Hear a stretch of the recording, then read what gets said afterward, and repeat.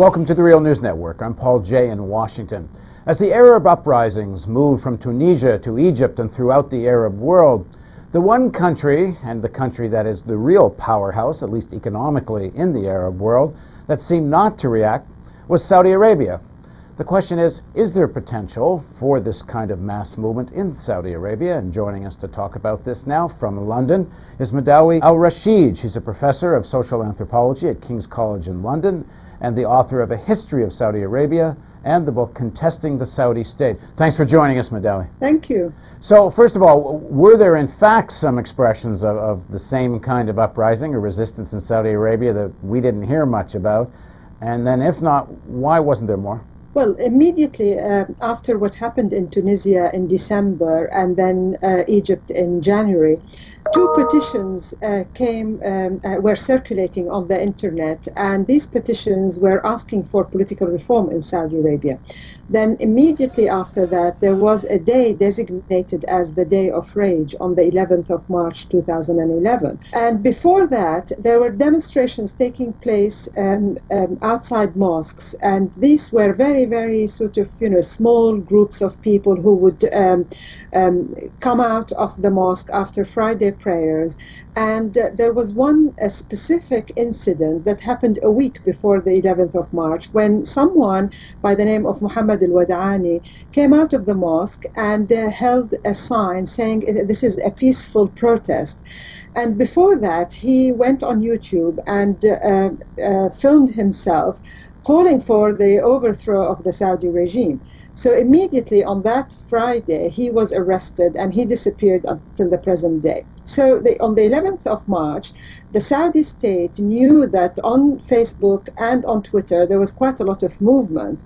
In addition to various opposition groups calling for demonstrations in line with what happened in Egypt and Tunisia. But the regime deployed three strategies. First was the security option. And on the day, there were hundreds of Saudi security agents and forces everywhere in every single city.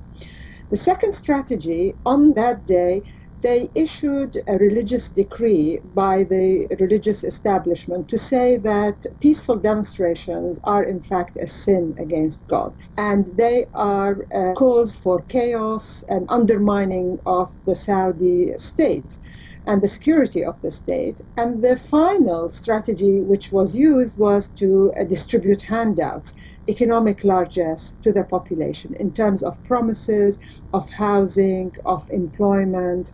And they spent something like $36 billion with this package. And therefore, on the Day of Rage, we find that no Saudi actually came out on the street, and it was almost a curfew that everybody was apprehensive and didn't know what the consequences of going out on a demonstration would be. Because if I understand it correctly, it's just straightforwardly against the law to protest. There's no right to protest at all. Is that correct? Well, this is the unfortunate thing in Saudi Arabia. I mean, if you look at the last sort of 100 years, a peaceful protest is not part of the vocabulary, is not part of the tradition. What we have seen is actually violence as a way of expressing opposition since the 1920s, up to possibly the last 4 or 5 years.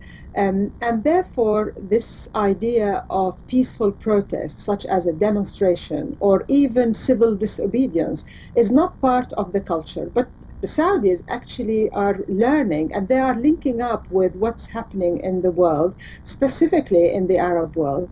And we see that since March, we find small groups of people, either, for example, graduates of universities who would go as a group to the Ministry of Education asking to be employed as teachers, or other women, even women are going in groups to demonstrate in front of the Ministry of Interior, asking for the release of their political prisoners, basically their husbands, their fathers, their brothers, etc. And the interesting thing is that when these things happen in Saudi Arabia, we don't hear a lot about them here in the West. The journalists who are actually brave to report on these small-scale demonstrations are warned by the Saudi authorities. And two over the last 2-3 months were asked to leave Saudi Arabia. One of them is the Reuters correspondent there, and the other one was a BBC journalist who went to the eastern province of Saudi Arabia to report on demonstrations taking place there in support of Bahrain. If you remember, quite a lot of the population in the oil-rich East province is inhabited by Shiites who have quite a lot of affinities with the Shia of Bahrain. And these kind of almost small-scale protests are taking place, but not many people are allowed to go there to report on them. And when President Obama spoke about the Middle East recently, I don't think the word Saudi Arabia were in the speech, never mind Saudi repression, which is amongst, or even maybe is, the worst in the region. He mentioned Bahrain, but he didn't mention Saudi intervention into Bahrain, and he didn't mention anything about what's going on inside Saudi Arabia. Well, I've been convinced for a long time that there is a high degree of hypocrisy in liberal democracies. And this is actually a good example of that hypocrisy, that we can support in the West human rights, democracy in different countries, from Egypt, Tunisia, even Libya. But when it comes to the oil well, that is called Saudi Arabia sits on apparently 25% of oil reserves, then we have to maintain silence over their excesses, whether that is in the human right domain or in lack of democracy, lack of civil society. There is a complete silence. But what is interesting, I find, is just looking at how the Western government have been dealing with the uprising, with the revolt in the Arab world, is that we have a new discourse emerging in think tanks in Washington and London and Paris and almost all those kind of places where there is a serious economic interest in Saudi oil. Obviously, Saudi oil is important for the whole world, but also military contracts, weapon purchases. These are real sort of, economic concerns. The discourse is trying to sort of tell the world that we have in the Arab world these bad republics, such as, the 30-year rule of Mubarak or Ali Abdullah Saleh of Yemen or Gaddafi in Libya. But we have these sort of evolving monarchies that are islands of understanding, and they are endowed with very, very perceptive kings and leadership that keeps in touch with its own people, unlike these horrible dictators in the republics. And this kind of discourse, there are quite a lot of apologetics for the Saudi regime in Washington and London and Paris and in those places, who would try to convince policymakers, and they happen to be scholars and analysts, that these monarchies are evolving and we shouldn't pressurize them. And who are we to dictate to them and teach them lessons in democracy? These are essentially the countries of the Gulf Cooperation Council, which are all these kingdoms sitting on natural gas and oil. That's right. And there's a lot of talk in Washington about the influence of the Israeli lobby and the AIPAC and how much money they throw around. But it never gets talked about how much money Saudi Arabia and Qatar and other places throw around in Washington. Well, they do. I think there are mutual interests that go beyond concerns over democracy and human rights. The interest is mutual. Saudi Arabia and the US may fall out over certain policies, but I think in the long term, even somebody like Obama, who has actually disappointed quite a lot of people in the Arab world, specifically over the double standards of looking at Egypt and Libya in a particular way, and then not seeing the same problem, the same concerns elsewhere, such as, for example, in Saudi Arabia and in Bahrain and the rest of the Gulf to a certain extent.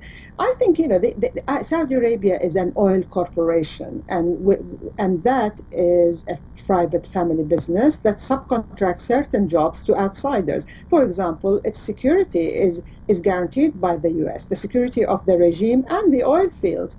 And although the Saudis may object every now and then and try to sort of flex their muscles, I simply can't see that they have secured an autonomous sort of position. They are very much dependent on outside military support.